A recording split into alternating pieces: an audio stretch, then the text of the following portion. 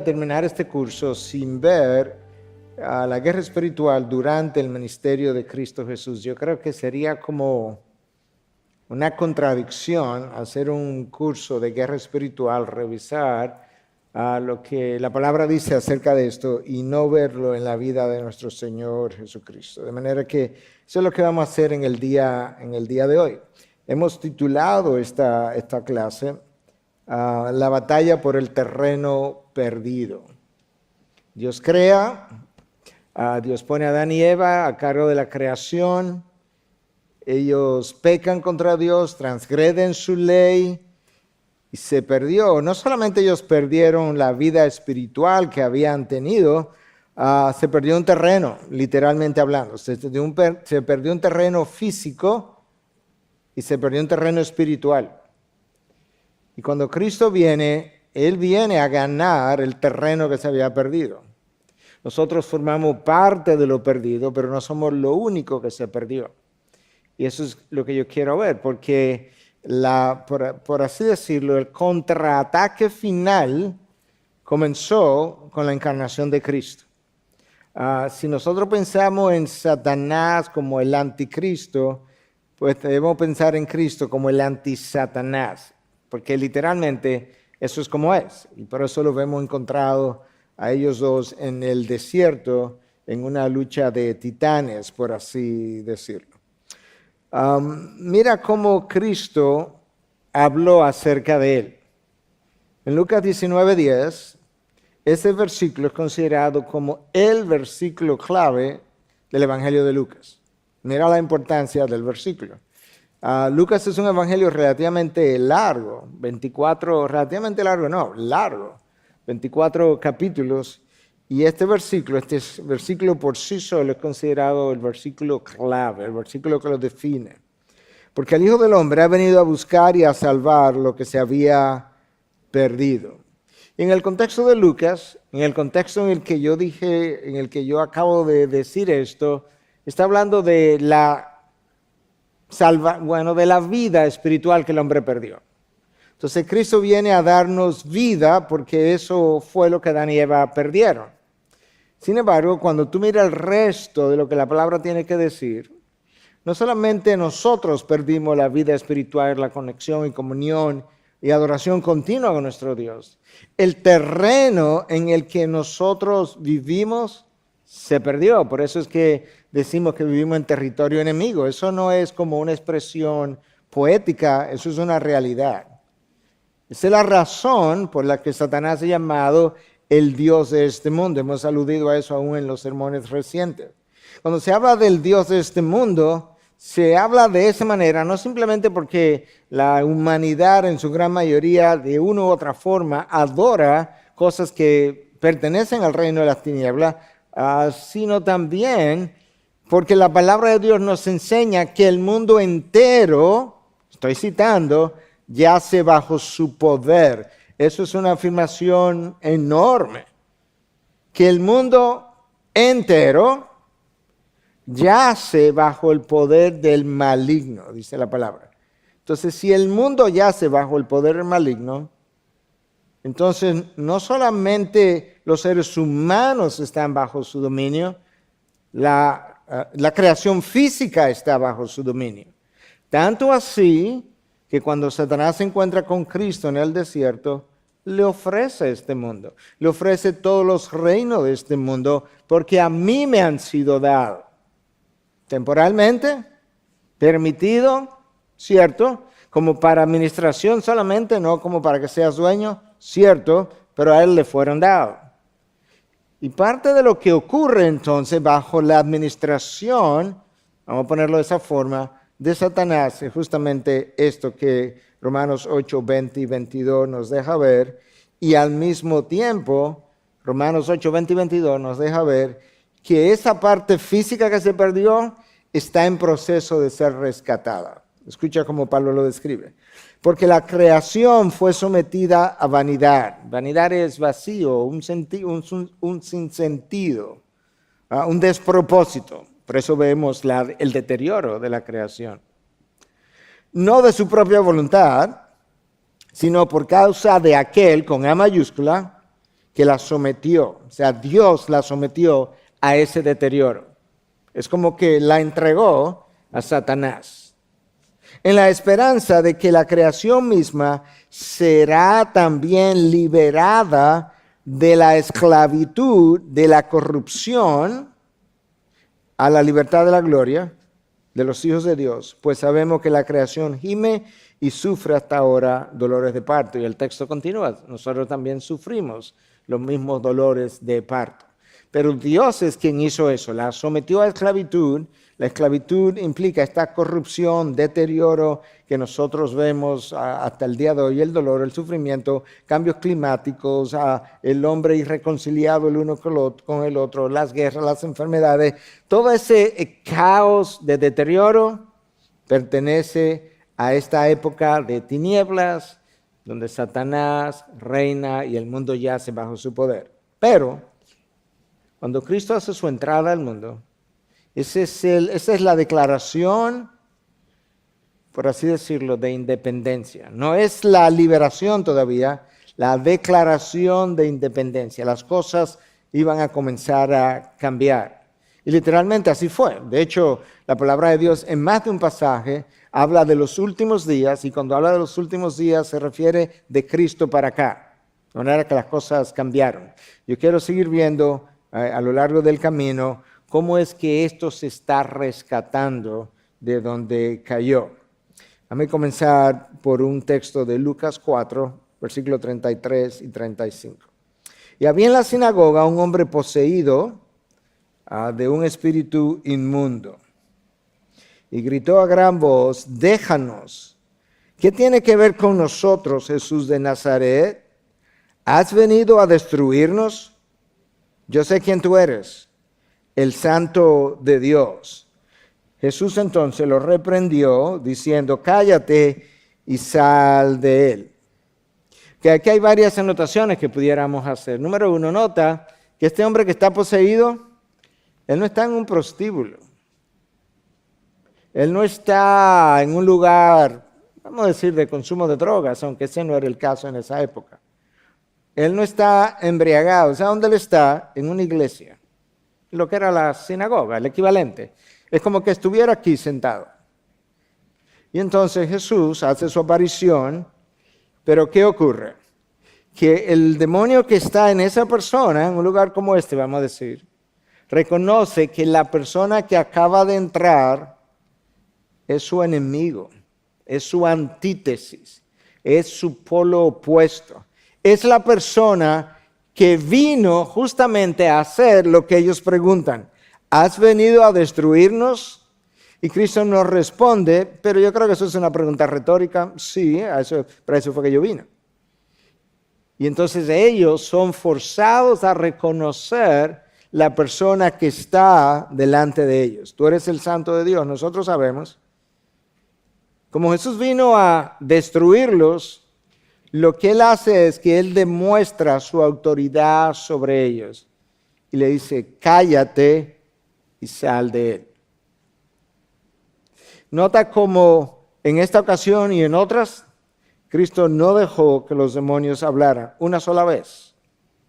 A diferencia, ¿verdad?, del movimiento de expulsión y liberación de demonios, que ya lo hemos dicho otras veces, se pone a hablar de tú a tú con el demonio. Eso no es lo que Cristo hace. Al contrario, Cristo lo manda a callar. Porque lo que puede salir de ti, como hemos dicho en otras ocasiones, es básicamente mentiras. Yo sé cuando tú estás hablando mentiras, lo que te escuchen no lo van a saber. Y el demonio sale. Pero él viene a destruir ese mundo de tinieblas. Y aunque nosotros no nos habíamos percatado de que a eso fue que Cristo vino, por así decirlo muchas veces, estas liberaciones apuntan, son evidencias externas de que a eso fue que Él vino y de que ese es el poder que Él tiene. Entonces, en la medida en que nosotros seguimos avanzando a lo largo de los evangelios, vamos a seguir viendo de qué manera Cristo vino e invadió a las tinieblas. De hecho, Juan comienza el capítulo 1 diciendo, ¿qué cosa? Que la luz alumbró en las tinieblas. Y las tinieblas no le reconocieron. Eso es lo que Cristo hace. Entonces vamos a leer este texto de Mateo ahora, capítulo 12, del 22 al 30. Entonces trajeron a Jesús un endemoniado, ciego y mudo. Tú puedes ver que las posesiones pueden afectar la parte física también. Y lo sanó, de manera que el mudo hablaba y veía. Todas las multitudes estaban asombradas y decían, ¿acaso no es este el hijo de David? Pero cuando los fariseos lo oyeron, dijeron, este no expulsa a los demonios sino por Beelzebú, la cabeza de los demonios. Nota que la expulsión, ahí dice simplemente lo sanó. Pero cuando tú sigues leyendo, lo que él hizo fue que expulsó un demonio. Y nota que la expulsión del demonio resultó en una sanación. Él comenzó a ver y comenzó a hablar. Y ellos dicen, no, este es lo que está expulsando demonios por Beelzebú, que es considerado como la cabeza o el capitán de los demonios, del mundo de los demonios. Conociendo Jesús sus pensamientos, les dijo, todo reino dividido contra sí mismo es asolado, y toda ciudad o casa dividida contra sí misma no se mantendrá en pie. Lo que Cristo está haciendo es construyendo una lógica para ayudarle a entender, ustedes están diciendo algo completamente contradictorio. Pues yo acabo de liberar un demonio, me están diciendo que yo expulso los demonios por la cabeza, el capitán del mundo de los demonios. Entonces, ¿cómo es eso? Ese mundo está dividido entonces. Si Satanás expulsa a Satanás, ahí está dividido contra sí mismo. ¿Cómo puede entonces mantenerse en pie su reino? Pero Cristo no se queda ahí. Cristo continúa y les deja ver a qué fue que él vino. Y si yo expulso a los demonios por Beelzebú, ¿por quién los expulsan los hijos de ustedes? En otras palabras, cuando ustedes ven a algunos por ahí expulsando demonios, eso no es por el poder de Dios. Eso lo están haciendo por el poder de Beelzebú. Eso están actuando bajo otro poder. Entonces, si yo lo hago por Beelzebú, eso es otro. ¿Por quién lo están haciendo? ¿Por qué poder? Por tanto, ellos serán sus jueces. Pero hay otra posibilidad. Aquí está. Pero si yo expulso los demonios por el Espíritu de Dios, entonces el reino de Dios ha llegado a ustedes. Ok, ¿tú notaste? Notaste el entonces. O sea, que hay otra posibilidad. Y es que yo vine a algo. Ok. El reino en el que ustedes han vivido es el reino de tinieblas. Pero yo llegué. Y si yo estoy expulsando los demonios por el poder del Espíritu, entonces la conclusión es que otro reino ha invadido este reino de tinieblas. El reino de la luz ha invadido el reino de las tinieblas. Entonces yo he llegado, el reino de Dios ha llegado a ustedes.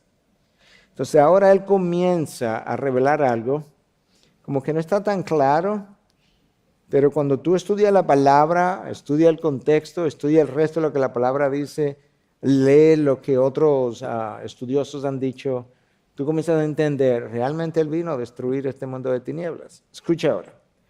¿O cómo puede alguien entrar en la casa de un hombre fuerte y saquear sus bienes si primero no lo ata? O sea, ¿cómo puedo yo? Imagínate que yo soy un ladrón. ¿Cómo puedo yo entrar en la casa de un hombre fuerte,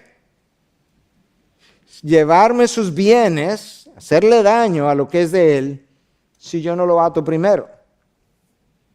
Y entonces, después que lo ate, saqueará su casa.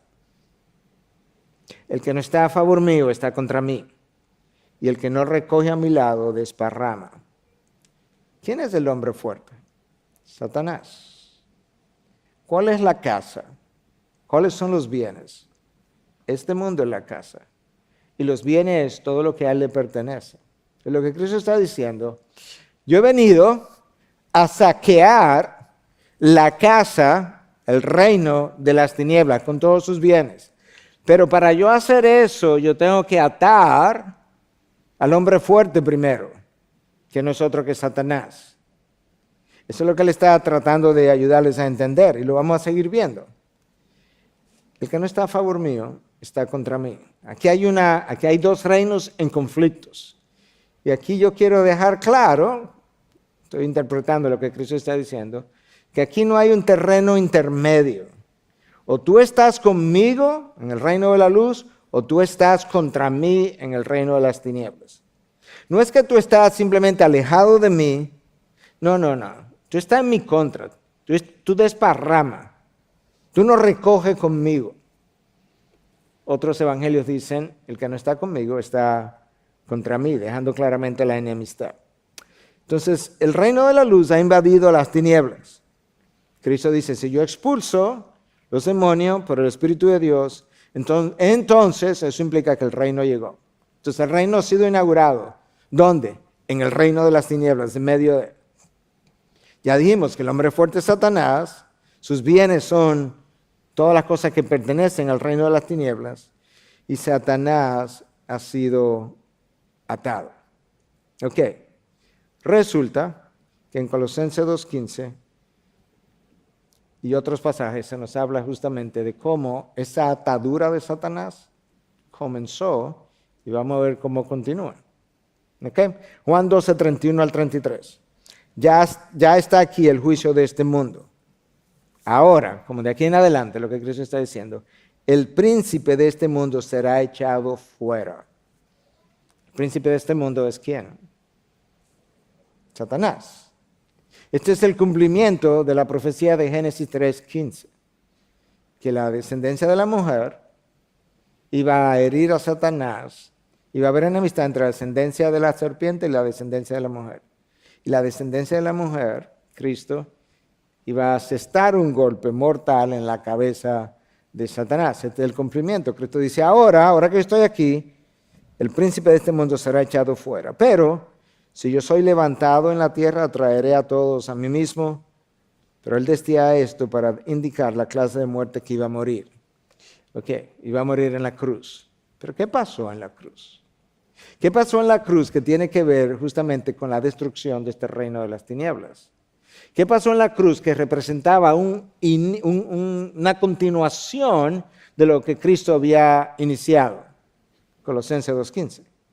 Habiendo despojado los poderes y autoridades, hizo de ellos un espectáculo público, triunfando sobre ellos por medio de él.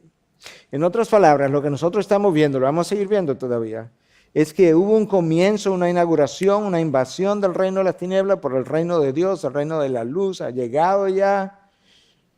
Cristo anuncia de que el príncipe de este mundo va a ser echado fuera, pero ahí en ese contexto, Cristo habla de su muerte, si yo soy levantado, atraeré a todos hacia mí. Bueno, finalmente eso ocurre y luego tú dices, ¿y qué pasó ahí? Esa es la cruz, ¿y qué pasó ahí? Los poderes de las tinieblas fueron desarmados. De manera que nosotros entendemos que después de la muerte y resurrección de Cristo, Satanás y todo su mundo no quedó igual. Nosotros no sabemos, iba a decir con exactitud, pero ni siquiera le voy a quitar la palabra exactitud. Nosotros no sabemos exactamente cómo quedó.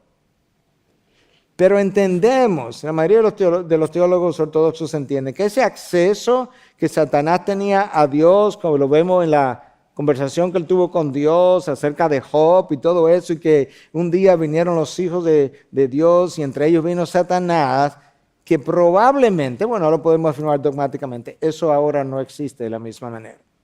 Que el terreno, ¿verdad?, que Satanás ocupaba está siendo cada vez menor.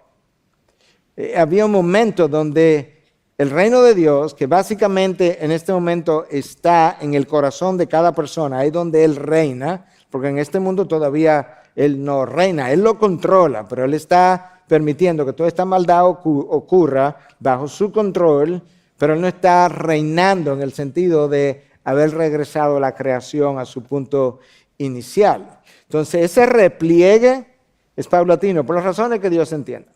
Entonces, Él inaugura el reino, invade las tinieblas, despoja los poderes en la cruz.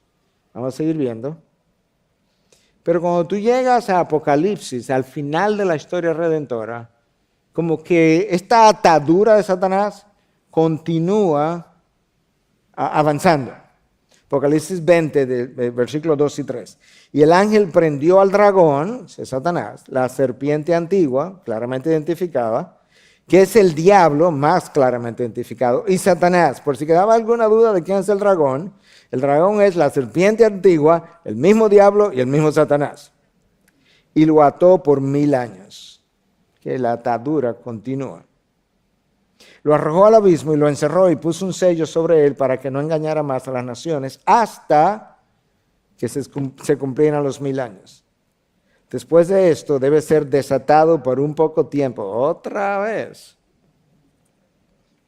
Obviamente, aquellos que tienen la posición amilenial, que no creen que habrá un milenio literal, no sostienen esto que yo estoy enseñando. Nosotros que sí lo sostenemos, pues creemos que literalmente va a ocurrir tal cual está aquí. Y entonces, finalmente, en ese capítulo 20 de Apocalipsis, versículo 10, y el diablo que los engañaba fue arrojado al lago de fuego y azufre. Ese es el fin, donde también están la bestia y el falso profeta y serán atormentados día y noche por los siglos de los siglos. Entonces, esta es la secuencia. Cristo viene, el reino de la luz invade el reino de las tinieblas, el repliegue comienza. ¿Cuál es la evidencia? Los endemoniados están siendo liberados, los demonios están perdiendo poder. Cristo va a la cruz, muere en la cruz, despoja a los poderes de las tinieblas, ¿verdad? A las entidades de las tinieblas de su poder. El repliegue continúa. En Apocalipsis 20, él es atado por un tiempo, pero luego es liberado otra vez, pero finalmente y para siempre él va al lago de fuego. Entonces, ahora hay tierra nueva y cielo nuevo. La creación que había sido sujeta a vanidad, que estaba en corrupción, será renovada. O sea, la creación no es que va a desaparecer, hay una renovación de toda la creación para dar paso a una tierra nueva y a un cielo nuevo. Y ahí entonces nosotros volvemos como a la condición original en el que fuimos creados. Entonces yo quiero regresar de Apocalipsis a los evangelios para seguir viendo de qué manera Cristo va mostrando a qué fue que Él vino. Porque Él vino a ganar el territorio perdido. Jesús descendió a Capernaum, ciudad de Galilea, y les enseñaba en los días de reposo. Todos se admiraban de su enseñanza porque su mensaje era con autoridad. Ahí está el despliegue del poder que Él tenía. Y había en la sinagoga otra vez un hombre poseído por el espíritu de un demonio inmundo, y gritó a gran voz: déjanos, ¿qué tienes que ver con nosotros, Jesús de Nazareno? ¿Has venido a destruirnos? Yo sé quién tú eres, el Santo de Dios. Jesús entonces le respondió diciéndote: cállate y sal de él. Y después que el demonio lo derribó en medio de ellos, salió de él sin hacerle ningún daño. Todos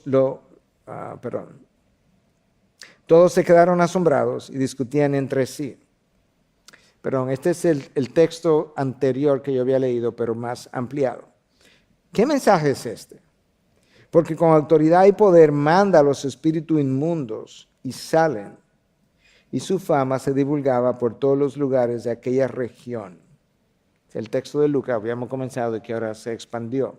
Entonces tú puedes ver que ahora hay alguien en medio de ellos que está siendo reconocido, que tiene un mensaje con una autoridad que ellos no conocían, con un poder que ellos no conocían. Hay alguien en quien quizás ellos puedan poner su confianza, alguien en quien ellos pudieran encontrar cierta esperanza que antes no tenían. Si había algún temor con relación a Satanás y sus demonios, quizá hay alguien en medio de nosotros ahora que es superior a él, a ellos, y en quien nosotros podemos confiar. Cristo está demostrando dicha autoridad y dicho poder. Ya esto yo lo he revisado con ustedes, de manera que vamos a continuar. Esta parte también yo creo que la revisé con ustedes. Los demonios hablan de que tú eres el Hijo de Dios. Ellos mismos identifican quién Él es. Pero Cristo lo manda a callar. Es como si Cristo no permitiera que ellos dieran testimonio de Él. Si Cristo va a recibir testimonio, no lo quiere recibir de parte de demonios, de espíritus corruptos, que no van a dar testimonio de quién Cristo es por buena razón. Algo podrían tener ellos en mente y Cristo los silencia y en esencia los deja callados, por así decirlo, y los expulsa. Ok, este es otro encuentro en los evangelios que nos deja ver algo más acerca de lo que estamos diciendo esta noche, que Cristo vino a destruir el reino de las tinieblas. Llegaron al otro lado del mar, de Marcos 5, a la tierra de los Gadarenos. Cuando Jesús salió de la barca, enseguida se acercó a él de entre los sepulcros un hombre con un espíritu inmundo. Él está entre los sepulcros y él se acerca a Cristo. Tú pensarías que debía salir corriendo de Cristo. Pero es prácticamente como que ellos no pueden resistir el hecho de que este es nuestro Señor y tenemos que hacer lo que Él diga. Es como que aquí estamos. Entonces ese espíritu tenía su morada entre los sepulcros y nadie podía ya atarlo ni aun con cadenas, porque muchas veces había sido atado con grillos y cadenas, pero él había roto las cadenas y destrozado los grillos y nadie era tan fuerte como para dominarlo. Siempre, noche y día, andaba entre los sepulcros, prácticamente no dormía. Y en los montes dando gritos e hiriéndose con piedras. Cuando vio a Jesús de lejos, corrió y se postró delante de él. ¿Tú notaste? ¿Recuerda Filipenses 2? Que delante, al nombre de Jesús se doblará toda la rodilla. Bueno, aquí no está el nombre, pero está Jesús. Cuando él vio a Jesús de lejos, en vez de salir corriendo, alejándose, salió corriendo, pero para donde Jesús, y se postró delante de él gritando a gran voz: ¿qué tengo yo que ver contigo, Hijo del Dios Altísimo? Te imploro por Dios que no me atormentes. Es casi como que la mera presencia de Cristo ya representaba un tormento. Eso como que me recuerda algo de cuando Isaías tiene una visión del trono y la mera visión del trono como que lo atormentó también. Porque lo que Isaías dice es: ay de mí que estoy muerto. Yo soy un hombre de labios impuros y habito en medio de un pueblo de labios impuros. Él se sintió arruinado, estoy deshecho. Isaías por lo menos tenía la imagen de Dios, este demonio no la tiene. Isaías era el profeta de Dios, este demonio no lo es. Si Isaías se sintió atormentado con ver una visión lejana del trono, imagínate cuán atormentado debió haberse sentido este demonio en la presencia misma de Dios, siendo Cristo infinitamente santo y él infinitamente corrupto, corrompido, malo. Jesús le decía: sal del hombre, espíritu inmundo. Y ahora Cristo hace una pregunta y por primera vez le permite hablar a un demonio. Y por última vez, por lo menos en los relatos. ¿Cómo te llamas?, le preguntó Jesús. Me llamo Legión, respondió, porque somos muchos. Yo creo que Cristo simplemente le hizo la pregunta para dejar ver a aquellos que estaban alrededor una realidad que él conocía. Él sabía que eran muchos. Lo que quería saber era: yo quiero que ellos sepan que dentro de una misma persona puede haber más de un demonio. De hecho, María Magdalena se dice que en los evangelios que Cristo expulsó 7 demonios de ella. Le rogaba entonces con insistencia que no los enviara fuera de la tierra. Había allí una gran manada de cerdos paciendo junto al monte, y los demonios le rogaron diciendo: envíanos a los cerdos para que no entremos en ellos. Jesús le dio permiso. Nota cómo es que Jesús domina. Ellos piden algo, Jesús le da permiso. Y saliendo los espíritus inmundos, entraron los cerdos y la manada, unos 2,000, se precipitó por un despeñadero al mar y en el mar se ahogaron. Los que cuidaban los cerdos huyeron y lo contaron en la ciudad y por los campos, y la gente vino a ver qué era lo que había sucedido. Vinieron a Jesús, vieron al que había estado endemoniado, sentado, vestido y en su cabal juicio, el mismo que había tenido la legión, y tuvieron miedo. O sea, mira el contraste entre lo que el hombre era y lo que terminó siendo. Porque lo que el hombre era es exactamente lo que Cristo vino a destruir. El hombre andaba entre los sepulcros, representando la muerte, a día y noche. O sea, no tenía paz. Tomaba piedra y se daba golpes. Se estaba autodestruyendo. Eso es exactamente lo que la humanidad ha hecho. Está muerta, anda como muerta, por así decirlo, no tiene descanso, no tiene paz, se está autodestruyendo, Cristo encuentra a este hombre endemoniado, lo expulsa, o a ellos los expulsa, y de repente, esto es lo que ocurre, que el endemoniado está sentado, antes estaba desnudo, dice el texto, lo leímos, pero ahora él está sentado, él está vestido y está en su cabal juicio, todo lo opuesto. Esa es exactamente la representación de qué es lo que Satanás ha hecho con la humanidad y qué es lo que Cristo se propone hacer con la humanidad. Yo te voy a devolver la paz, yo te voy a devolver el razonamiento, yo te voy a devolver el entendimiento, el discernimiento. Te ha desvestido Satanás, yo te voy a vestir, tú vas a ser otra persona. Entonces tú puedes ver que estos milagros de Jesús no simplemente fueron actos de misericordia, apuntaban a una realidad que tenía que ver con su obra. Y esto es justamente como tú ves la destrucción, la invasión y luego destrucción del reino de las tinieblas por parte de Cristo. Los que lo habían visto le describieron cómo le había sucedido esto al endemoniado y lo de los cerdos. Comenzaron a rogar a Jesús que se fuera de la región. En vez de regocijarse de que este hombre ha sido liberado, no, es que perdimos 2,000 puercos. Al entrar él en la barca, el que había estado endemoniado le rogaba que lo dejara ir con él. Este hombre le pide a Jesús que lo deje ir con él, pero Jesús le dice, no, vete a tu casa, a los tuyos, y cuéntales cuán grandes cosas el Señor ha hecho por ti, cómo tuvo misericordia de ti. En otras palabras, porque esto tiene una aplicación para ti y para mí. Cuando Cristo hace algo en tu vida, no es para que te quede callado.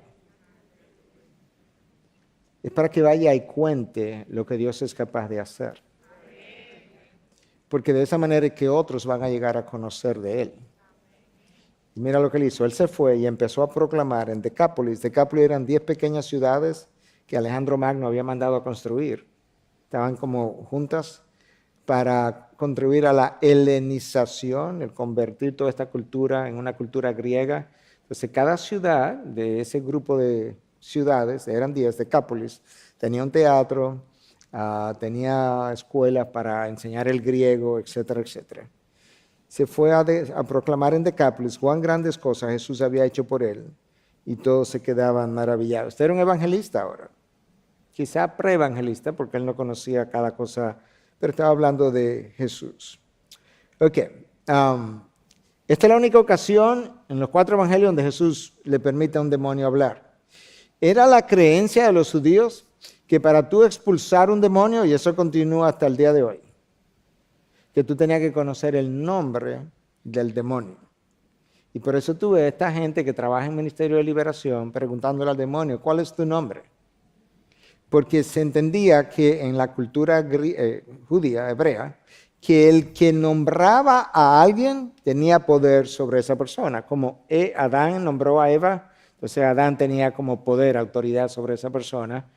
Frecuentemente los padres entonces al nombrar a sus hijos tenían autoridad sobre ellos y se creían ellos que para tú sacar un demonio tenías que pedirle el nombre. Bueno, obviamente esta es la única ocasión y tuvo un propósito en particular. Este hombre es conocido como un espíritu de corrupción o de inmundicia, es definido como tal. Ya yo hablé de esto, andaba entre los sepulcros, era indomable. Ese es como el mundo, tú sabes, el mundo es como indomable. Tiene su propia, corre su propio camino, de acuerdo a su propia voluntad. No hay quien lo detenga. Este hombre andaba desnudo, dice el texto de Lucas 8:27. No tenía reposo ni de día ni de noche, como el inconverso. Como es el mundo de tinieblas. Legión se somete a Jesús. Legión tenía a toda la comarca atemorizada. Y eso ocurre muchas veces en naciones bajo regímenes de mucha maldad, regímenes tiranos, donde toda la población está atemorizada. Como está ocurriendo en Cuba, como está ocurriendo en China, como en el tiempo del Imperio Romano. De hecho, Mateo 8:28 dice que nadie podía pasar por ahí. Este hombre endemoniado no permitía que nadie pasara por ahí. Y cuando Jesús aparece, le dice, mira, te rogamos que no nos mande al abismo. El abismo era el lugar como de cautiverio de los demonios caídos. Hay demonios encadenados, independientemente de lo que eso represente, pero demonios encadenados en prisiones de oscuridad. Le están diciendo a Jesús, tú tienes autoridad sobre nosotros, no nos mande para allá, danos un chance, déjanos libre. Y Jesús le concedió por las razones que Jesús entiende. Entonces ya yo hablé un poquito de esto, de su agitación, su desnudez, su locura, que termina en serenidad, vestidura, sano juicio. Eso es lo que Cristo vino a tipificar. El mundo de las tinieblas crea esto, el mundo de la luz crea esto. Yo vine a destruir esto, este va a ser el resultado final. Ok, entonces, ¿cuál es la meta de Satanás tipificada por esto que acabamos de ver? ¿Cuál es la meta de Dios? Dios quiere darnos dominio propio, un fruto del Espíritu. Satanás quiere dominarte. Como dominó al endemoniado, que se cortaba a sí mismo. Dios quiere hacerte asemejarme a su imagen. Satanás quiere destruir esa imagen. En este hombre parecía que este hombre no portaba ya la imagen de Dios, como lo hubiese destruido. Dios quiere liberarme, Satanás quiere esclavizarme, tal cual este hombre tipifica. Dios quiere protegerme, Satanás quiere destruirme. Este hombre se estaba autodestruyendo hasta con piedras. Dios quiere glorificarse en tu vida, Satanás quiere deshonrar la gloria de Dios. Esa es la meta es destrucción. Cristo lo dijo. La palabra de Dios dice que Él vino a destruir las obras de las tinieblas, pero que el enemigo, Juan 10, vino a robar, a destruir. Ahora yo quiero que nosotros veamos otro pasaje donde nosotros podamos ver en la guerra espiritual cuál es el rol que tu fe y tu oración juegan o pueden jugar. Y lo estamos viendo en la vida de Cristo. Saliendo Jesús de allí, se retiró a la región de Tiro y Sidón, dos regiones seculares totalmente. Estas no eran ciudades hebreas. Entonces una mujer cananea, ella representa esa región secular. Esta mujer era descendiente de los cananeos que le hicieron la vida imposible a los judíos, que había salido de aquella región, comenzó a gritar, Señor, Hijo de David, ten misericordia de mí, mi hija está terriblemente endemoniada. Pero él no le contestó nada. Cristo aquí luce como frío, insensible, no empático. Y acercándose sus discípulos le rogaban, atiéndela, pues viene gritando tras nosotros. Jesús respondió, no he sido enviado sino a las ovejas perdidas de la casa de Israel. Suena todavía más insensible. Es como, esta mujer es una cananea, yo no voy a hacer caso. Yo no vine para eso. Los gentiles van a recibir salvación, pero esa no es mi misión. Yo vine a otra cosa. Pero acercándose a ella, se postró ante él diciendo, Señor, ayúdame. Voy a hacerte una pregunta. Más bien de aplicación. ¿Cuándo fue la última vez que tú estuviste delante de una situación difícil y tú te arrodillaste y clamaste, Señor, ayúdame? Donde básicamente tú estás diciendo, yo no puedo. Ayer yo escuché el testimonio de alguien que me decía, ya yo cuando no podía, después de años y años y años de batallar con algo, finalmente yo me rendí. Me decía, pastor, y yo hoy me siento, yo no sé cómo explicárselo, yo no sé qué usted me dirá, yo no sé si usted me va a creer. Yo me siento en paz, estoy tranquila. Yo no sé cómo decirlo, yo no sé cómo ponerlo en palabras. Y él le dijo, no está bien tomar el pan de los hijos y echárselo a los perrillos. Los hijos es la nación de Israel. Ella respondió, sí, Señor. Yo sé. Nota la humildad de esta mujer y el reconocimiento que ella está haciendo. Es como que ella está diciendo, no, yo sé que tú eres de la nación hebrea, yo sé que tú eres como el Mesías que había sido anunciado, yo sé que a mí no me toca, pero también los perrillos comen de las migajas que caen de la mesa de sus amos. Jesús entonces le dijo, oh mujer, grande es tu fe, que te suceda como deseas. Y su hija quedó sana desde aquel momento.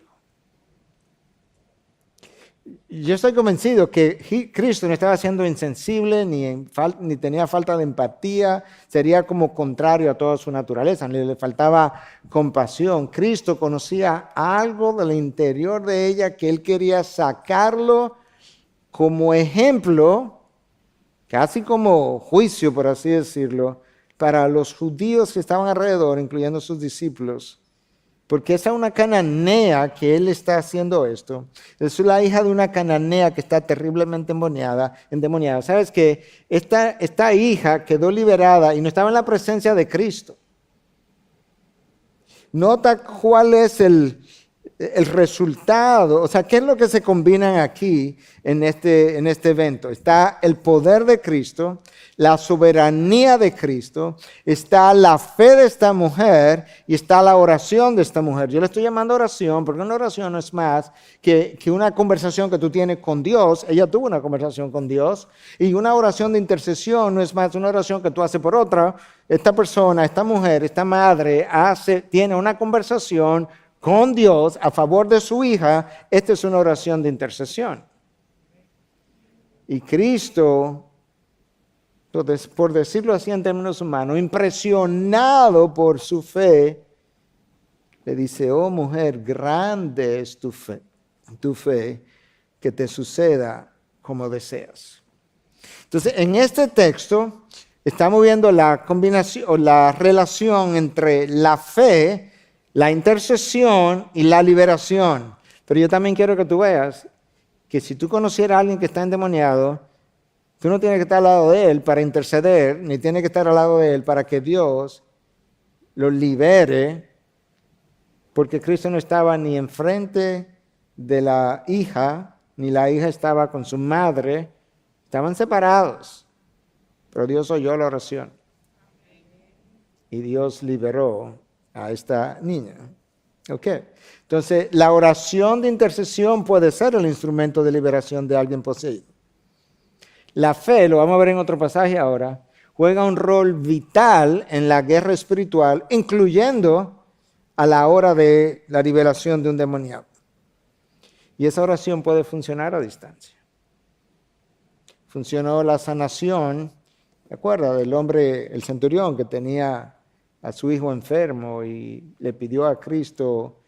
Cristo ha sido tocado por una mujer que tenía 12 años sangrando, mientras este hombre le está pidiendo que sane a su hijo, y él se detiene y se pone a hablar con la mujer. Los discípulos están incómodos porque ya él iba camino y finalmente Cristo le dice al hombre que se vaya a su casa por la fe que le había mostrado, que su hijo había sido sanado. Y cuando él llega y pregunta qué hora le dejó la fiebre, coincidió con la hora con la que Cristo le habló, a distancia también, el Padre intercediendo otra vez.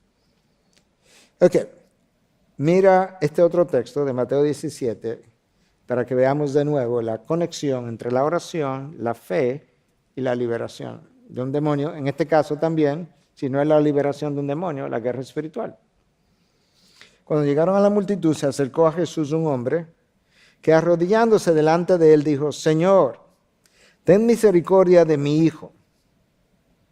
Marcos 9:17 dice que era un espíritu mudo, o sea, lo había dejado mudo, porque es epiléptico y sufre terriblemente. Otras traducciones dicen convulsiones, porque muchas veces cae en el fuego y muchas en el agua. ¿La intención cuál es de ese espíritu inmundo? Es destruir a este hombre, a veces en el fuego, a veces en el agua. Esa es la intención de Satanás. Se lo trajimos a tus discípulos, ¿verdad? Y ellos no pudieron curarlo. Jesús no dice en ese momento: es que le falta entrenamiento. Jesús no dice en ese momento: bueno, que ellos no son el Hijo de Dios como yo. Jesús no dice: bueno, si hubiesen sido parte de la Trinidad. No, lo primero que sale de los labios de Jesús: oh generación incrédula y perversa. Esa palabra es un boche santo. ¿hasta cuándo estaré con ustedes? Es como quien dice, yo no voy a poder ir nunca. ¿Hasta cuándo tendré que soportarlos? Jesús está indignado. Tráigamelo acá. Jesús lo reprendió y el demonio salió de él. Y el muchacho quedó curado desde aquel momento. Entonces los discípulos, llegándose a Jesús en privado, dijeron, ¿por qué nosotros no pudimos expulsarlo? Ok, explícanos, Señor. Que no pudimos. Dime, ¿cuál es la técnica? ¿Cuál es la estrategia? ¿Cómo es que esto se hace? ¿Cómo es que tú lo haces? Y Él les dijo, lo primero que salió de su lado, por la poca fe de ustedes. ¿Tú ves la relación construida entre la soberanía de Dios, la respuesta que Él da a las oraciones, la fe que nosotros tenemos? ¿Tú quieres saber por qué ustedes no lo liberaron? Por la poca fe de ustedes. Porque en verdad les digo que si tienen fe como un grano de mostaza, dirán a este monte, pásate de aquí a allá y se pasará y nada les será imposible. Pero esta clase no sale sino con oración y ayuno. Ahora tú vienes y ves otro elemento. Es que aquí faltó fe, donde falta fe, falta oración. Donde hay mucha fe, hay mucha oración, porque la fe ¿qué es? Es la confianza que yo tengo que Dios me oye y como me oye, Él va a responder mis oraciones. Entonces, cuando tengo mucha fe, hay mucha oración y Dios decide actuar. No siempre me da lo que yo quiero, es verdad, pero ese no es el problema. El problema es que siempre me da. El que busca halla, el que toca se le abrirá, el que busca encuentra. Entonces, ahí tú puedes ver en la guerra espiritual cómo, y ahora en la guerra espiritual y en este ministerio de liberación que Cristo llevó a cabo, tú puedes ver que hay una relación en cómo yo creo, cómo yo oro y cómo Dios actúa. Eso no nos debe sorprender porque luego cuando Pablo habla en Efesios 6 de la armadura de Dios, cuando Él nos da todos los componentes de la armadura de Dios, ¿sabes qué? Cuando Él termina, ¿sabe cómo Él cierra? Pidiendo 2 veces oración. Y con toda oración y súplica. Es como termina la armadura de Dios. Y como decía, iba a decir Martin Lloyd-Jones, pero no, es otro, quizás me viene a la mente en un momento, pero en esencia, uno de los grandes hombres de Dios decía, la armadura de Dios, de hecho es alguien más reciente, Joel Beeke, es uno de los académicos hoy en día, un hombre de Dios. La armadura de Dios sin la oración es totalmente no funcional. Entonces tú puedes tener la armadura entera. Si no hay oración, no funciona. Es como lo que sostiene la armadura en su lugar y la hace funcionar, es la oración. Aquí tú lo tienes. Cristo dice, esta clase no sale sino con oración y ayuno. Entonces olvidémonos de endemoniados por un momento. Yo creo que hay situaciones que no se dan, que no ocurren, que no se liberan, si no es con oración y ayuno. Y esa es la realidad. Tú miras la historia en el Antiguo Testamento del pueblo de Dios orando y ayunando, siempre fue en momentos de grandes dificultades. Y yo creo que lo que eso nos transmite a nosotros es que hay dificultades que solamente se pueden enfrentar con oración y ayunos. Y hay momentos donde Dios ha decidido que solamente con oración y ayuno Él va a trabajar. En otras palabras, yo quiero ver, no es que Él necesite el ayuno para obtener poder, yo quiero ver hasta dónde ustedes están prestos a confiar en mi poder para yo hacer, actuar, liberar, dejar a alguien en libertad. Y yo creo que esto nos deja a nosotros un ejemplo para la vida diaria. Los discípulos fueron inefectivos, el Padre intercede, la inefectividad de los discípulos se atribuye a su falta de fe, a su falta de oración, y hay posesiones, pero también hay circunstancias, como dijimos, que requieren oración y ayuno. En el tiempo que nos queda, que no es mucho, yo quiero hacer algunas observaciones finales de Satanás en los evangelios y en las últimas horas de la vida de Jesús. Por un lado, cuando los discípulos le pidieron a Cristo que le enseñara a orar, nota que en una oración sumamente corta, Cristo no dejó de mencionar la necesidad de pedirle a Dios que nos libre del maligno. Yo no sé cuántas veces, con qué frecuencia, en tu propia palabra, en la palabra que tú quieras, tú le has pedido a Dios en tus oraciones, líbrame del maligno. Líbrame de Satanás. Líbrame de sus ataques. Líbrame de su poder. Líbrame de sus acechanzas. Líbrame de sus tentaciones. Líbrame de sus tentáculos. Eso es una observación, que son como bullets que voy a hacer. Mateo 13, 19. Yo quiero leer esto para que tú puedas ver hasta dónde, cuando la palabra de Dios está siendo enseñada, hasta dónde hay una actividad ahora en este momento del mundo de las tinieblas tratando de saquear lo que está tratando de sembrarse. Mateo 13 está la parábola del sembrador. Sale a sembrar semilla, que es la palabra. Como tú conoces la historia, hay una semilla que cae en terreno pedregoso y se muere. Los discípulos no entienden, le preguntan a Jesús que le explique. Escucha lo que Jesús dice: a todo el que oye la palabra del reino y no la entiende, pero la oyó, el maligno. ¿Te recuerda el Padre Nuestro? Líbranos del maligno, porque así es que muchas traducciones dicen del mal, pero la traducción correcta sea líbranos del maligno. De ese maligno, oye lo que está aquí mencionado, a todo el que oye la palabra del reino y no la entiende, el maligno viene y le arrebata lo que le fue sembrado en su corazón. Este es aquel en quien se sembró la semilla junto al camino. O sea, hay una actividad. El maligno no es pasivo a la hora que la palabra de Dios está siendo predicada, enseñada. Hay una actividad del reino de las tinieblas, tratando de saquear la semilla que ha sido sembrada, que ha caído en el terreno. Satanás parece cegar de alguna manera el entendimiento de los incrédulos. ¿Cómo lo hace? No sé, pero nota esto. El Dios de este mundo, ese Satanás, ha cegado el entendimiento de los incrédulos para que no vean el resplandor del Evangelio. Entonces escucha cómo es. Estoy predicando la palabra está cayendo en una mente y en un corazón.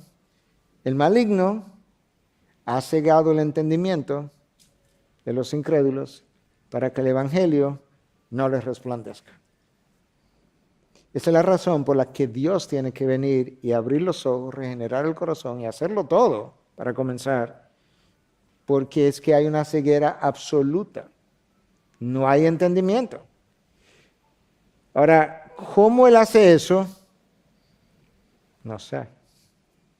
Pero yo te voy a enseñar en un momento que Satanás es capaz de interferir con nuestros pensamientos. Yo no estoy diciendo que los lee, pero es capaz de interferir, de poner intenciones en mi mente.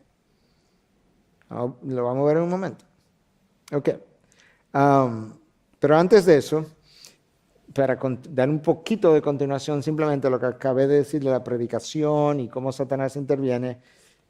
Satanás, en la Gran Comisión, tiene un rol activo de oponerse a la Gran Comisión. Él sabe que la manera como Cristo se propone ganar lo perdido, su estrategia de contraataque es la Gran Comisión. Él sabe eso. La Gran Comisión hace avanzar el reino de la luz y hace replegar el reino de las tinieblas. Entonces Él no se va a quedar así. Él sabe que no va a ganar, pero va a hacer un intento. Mira este texto todavía en Mateo 13, donde estamos. Entonces Jesús dejó a la multitud y entró en la casa. Se acercaron sus discípulos diciendo: explícanos la parábola de la cizaña del campo. Esa es la misma parábola del sembrador. Jesús les respondió: el que siembra la buena semilla es el Hijo del Hombre, y el campo es el mundo. Las buenas semillas son los hijos del reino, y las cizañas son los hijos del maligno. ¿Ok? Hay hijos del reino y hay hijos del maligno. El Hijo del Hombre siembra la palabra y la siembra en el mundo. ¿Ok? El enemigo que la sembró, hablando de la cizaña ahora, las cizañas son los hijos del maligno. El enemigo que la sembró es el diablo.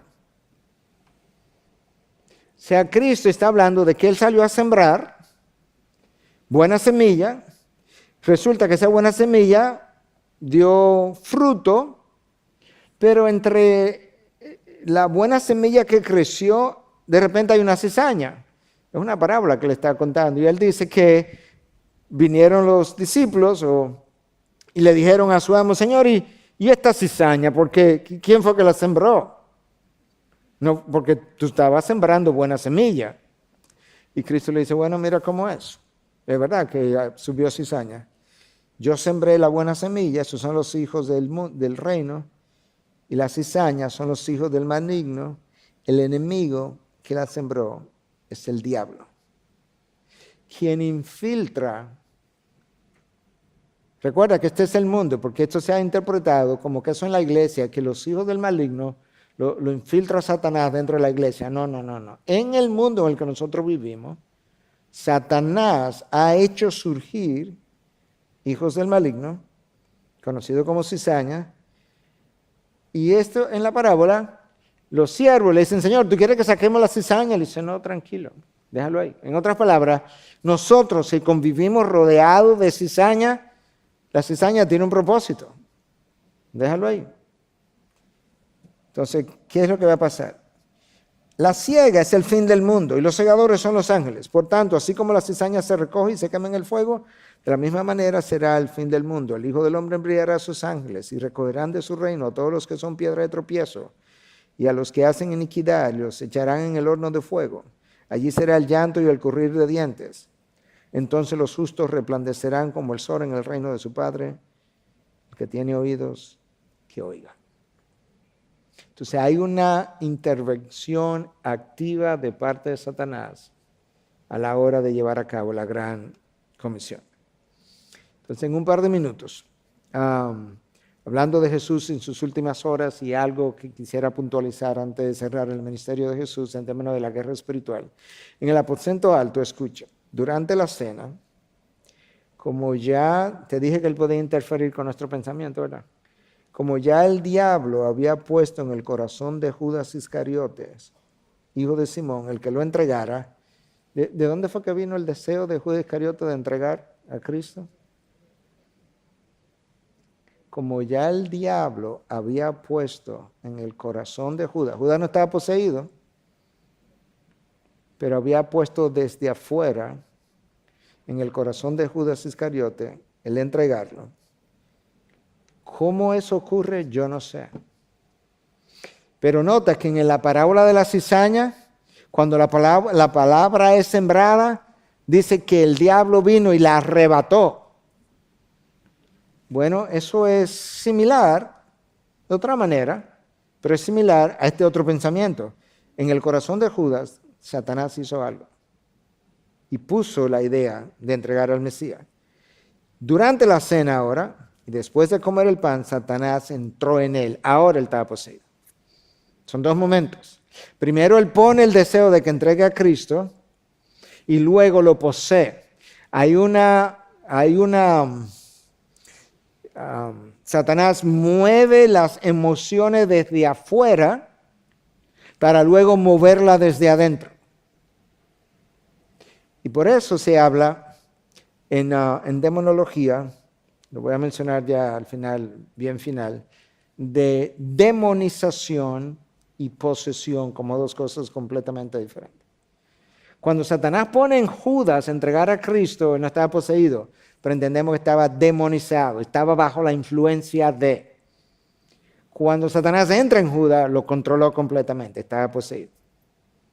Entonces ahí en el aposento alto, Cristo le habla acerca de cosas que Satanás va a seguir haciendo. Le dice a Pedro, tú conoces la historia, Simón, Simón, Satanás ha pedido permiso para zarandearlos, velar y orar para que no entren en tentación.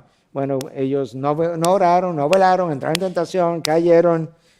Pero Satanás estaba hablando con Dios de alguna manera diciendo, dame permiso.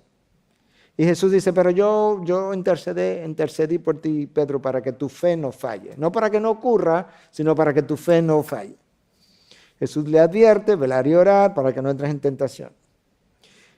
Cristo, en Lucas 22:53, sus palabras son registradas y dice, cuando estaba con ustedes cada día en el templo, no me echaron mano. Eso es cuando vienen a apresar a Cristo en el huerto de Getsemaní. Cristo habla y le dice, cuando yo estaba entre ustedes en el templo, ¿por qué no me apresaron? Ustedes vienen ahora al huerto de Getsemaní como que vienen a buscar a un ladrón. Y todo este ejército que ustedes han traído. Pero esta hora y el poder de las tinieblas son de ustedes. ¿Te das cuenta que este mundo está bajo el poder de Satanás? Cristo dice, no, está bien, aprésenme, no hay problema. Porque esta hora, este tiempo, no era como esa hora de la madrugada, no, es que este tiempo en el que el mundo vive y las tinieblas son de ustedes. Entonces, dominen, ¿está bien? Pocas horas después él iba a desarmarlos. Ok, aquí está lo que quería. Posesión es el dominio de una persona por el espíritu maligno desde adentro. Opresión, demonización, la entendemos como la influencia poderosa de espíritu de las tinieblas sobre personas sin poseerlas. Ejemplo. Bueno, te di el de Judas, pero mira otro. Señor, que no vayas a Jerusalén, que no te suceda. Apártate de mí, Satanás. Pedro en ese momento estaba bajo la influencia poderosa de Satanás. Tú no tienes en mente las cosas de Dios, Pedro. Tú tienes en mente las cosas de los hombres. Ese no es el mismo Pedro que hace un momento atrás, está en el mismo capítulo, versículos antes, ha dicho, tú eres el Cristo, el Hijo del Hombre, el Hijo del Dios viviente. Y a quien Cristo le dice, ¿qué cosa? Eso no te lo reveló ni carne ni sangre. Ahí él no estaba bajo el dominio de Satanás, la influencia de Satanás, él estaba bajo la influencia de Dios. Eso no te lo reveló ni carne ni sangre, sino mi Padre que está en los cielos. Versos más tarde, apártate de mí, Satanás, ahora está bajo la influencia de Satanás. Entonces en la demonización, las emociones, los deseos, la mente, estaba bajo la influencia desde afuera del mundo de las tinieblas. Y en la posesión está desde adentro. Ahora cuando yo me fui a Juárez al final de la semana, mi esposa le puede decir el sábado, nos fuimos el lunes, el sábado yo le dije a Katy en la mañana, yo estoy bajo ataque toda esta semana, yo estoy poderosamente atacado. Oré, hablé con Dios, le confesé que no había estado orando lo suficiente, no había estado dependiendo de Él lo suficiente. Le escribí a los pastores aquí, le dije, yo estoy, y a mí me falta energía, yo no salí así de Santo Domingo, es como que de un día para otro solo me desinflaron. Yo necesito energía para mañana, yo terminaba domingo en otra iglesia predicando. Ellos oraron desde aquí, yo oré allá, hablé con Dios, le pedí perdón y al otro día yo era otra gente. Totalmente diferente, energizado, motivado, descansado.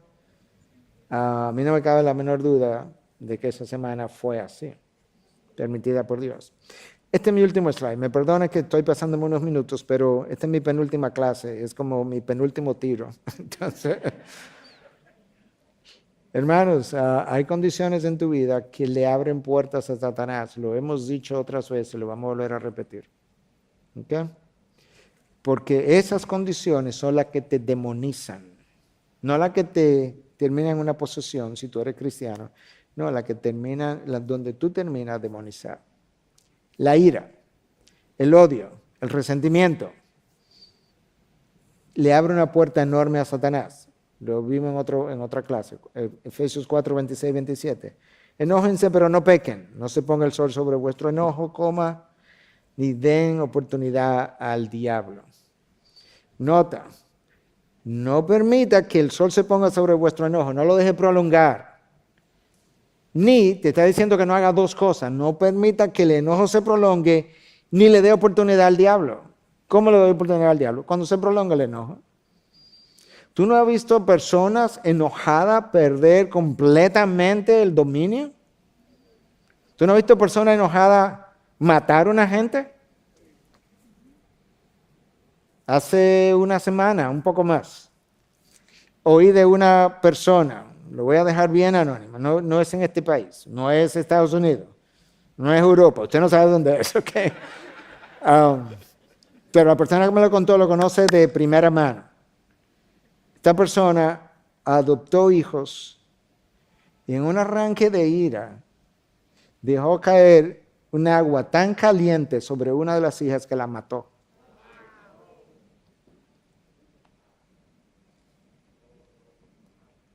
Y a otro le fracturó la cabeza.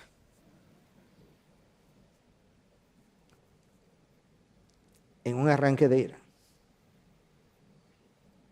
En un arranque de ira, Saúl quería matar a David varias veces. Y un espíritu maligno atormentaba a Saúl. ¿Cómo? Su ira. La falta de perdón le abre una puerta a Satanás. En 2 Corintios 2:11, en 1 Corintios hay un hombre en inmoralidad teniendo relaciones con la esposa de su padre, como su madrastra.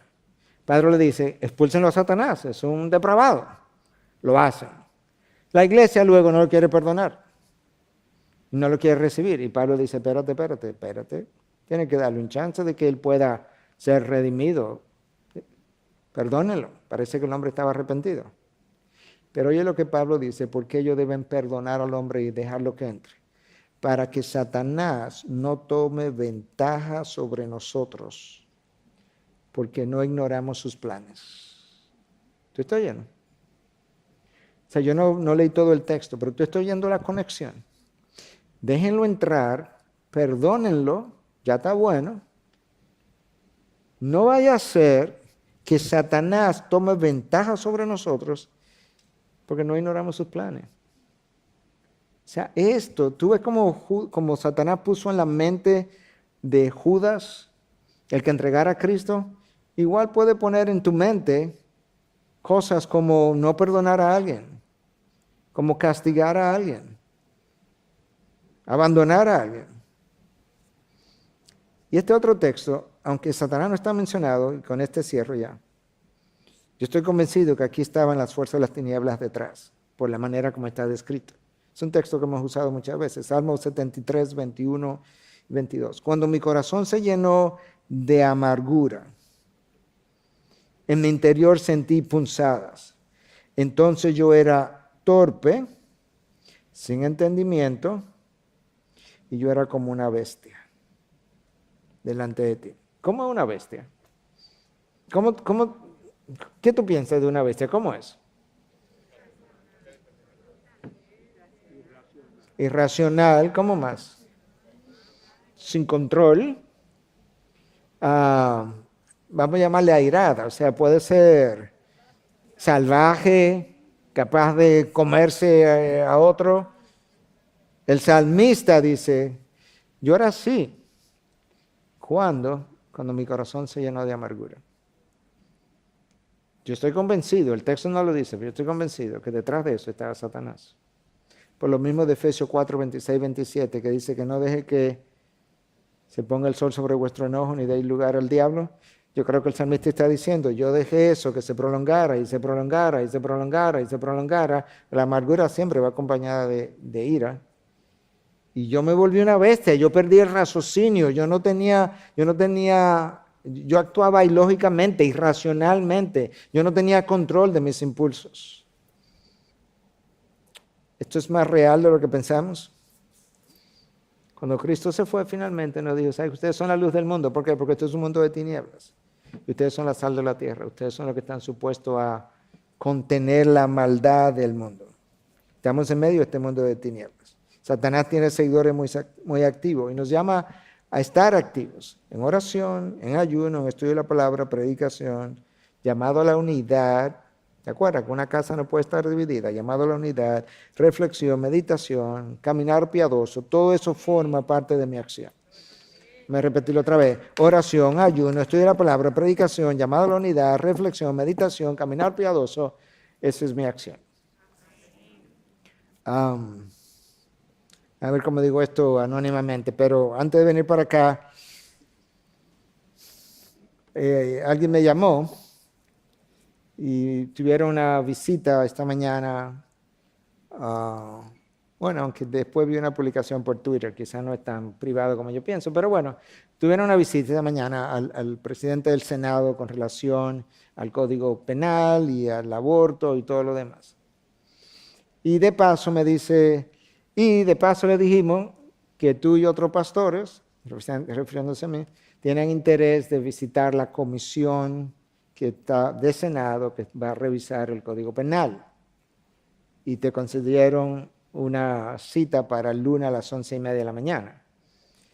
Y yo le dije, fulano, yo me alegro que la iglesia oró, o sea, no esta iglesia, muchas iglesias, este domingo, y que la reunión se dio al otro día y la concesión se dio al día siguiente de orar. Eso no es un accidente.